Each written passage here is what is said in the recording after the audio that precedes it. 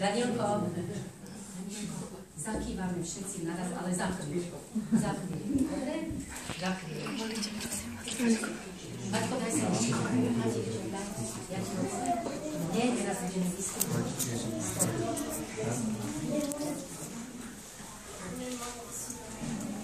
Danielko, poď. Ešte tam k Elke niekoho postavíme. Meste sa tam ešte jeden. Tak. Ako vidíte, chlapčenská prevaha.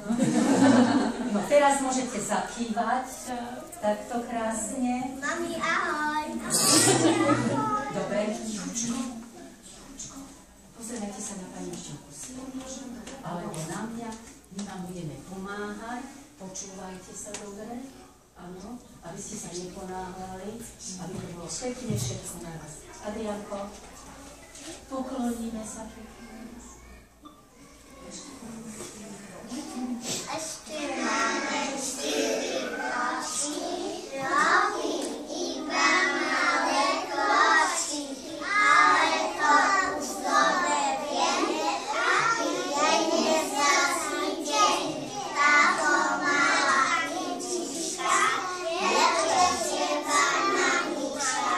Keď si ráno to postelí, dám ti ešte postav rovky.